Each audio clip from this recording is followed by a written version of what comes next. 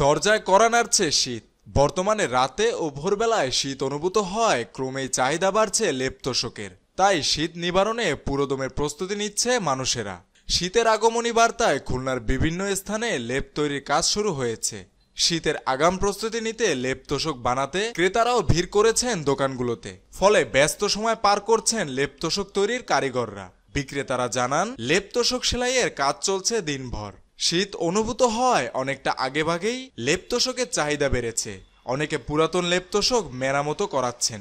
কারিগররা জানান, শীত মৌসুমে এ ব্যবসা করে তাদের পরিবারের খরচ যোগায়। এখন এই শীতের সময় তো 2 মাসের মতনই একটু কাজের চাপ থাকে, এবং এখন মনে করেন যে সারা বছর তো এগুলো থাকে না, শীতের সময় একটু বেশি থাকে আপনার। আর দ্বিতীয়ত মনে করেন আমাদের মুরগি ওই 4টে 5টা 6টা 7টা 8টা এরকম 8টা 9টা প্রায় কাজ থাকলে 8টা 9টা করা যায়, আর না হলে প্রায় 5টা 6টা এরকম কাজ করি আমরা। তবে যে মজুরি হয় তাতে মনে করেন যে সংসার চালাই যায়, ভালোই আছে, খারাপ না। কিন্তু শীত আবার মনে করেন আমরা অন্য কোনো কাজ থাকে তাই করি, আর এইসব কাজ তো ওই সময় থাকে না। এই সময়টা প্রচুর কাজের চাপ থাকে আমাদের। আমরা এই সময়টা অনেক কাজ করে থাকি। দেখা যাচ্ছে 2-3 মাস আমাদের প্রচুর আকারে কাজ হয়। দেখা যাচ্ছে শীতকালের আশায় আমরা বসে থাকি, সারা বছরই তো আমরা দেখা যায় সারা বছর তারা এইভাবে কাজ হয় না, শীতকালটাই এইভাবে কাজ হয়।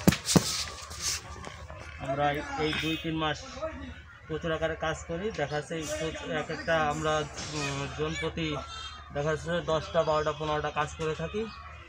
আর প্রতি পিস হিসেবে আমরা দেখা যাচ্ছে যে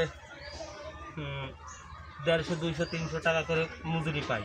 অনেক অভিজ্ঞ একজন সেনাদের বংশ পরম্পরা এই কাজগুলো করে আসতেছে।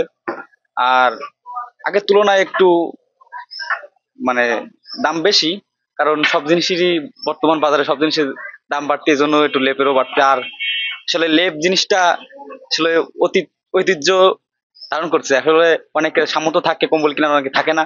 তাদের কম্বল কেনার সামর্থ্য নাই, তাদের লেপ কেনার সামর্থ্য আছে। তাদের মধ্যে আমিও একজন পড়ি, এই জন্য মূলত আসলাম এখানে লেপ বানাতে। লেপটাই কাজটা অনেক সুন্দর, ওনার হাতের দক্ষতা অনেক সুন্দর, এই জন্য মূলত এখানে আসলাম। মেহেদী হাসান বাপ্পি, খুলনা গেজেট।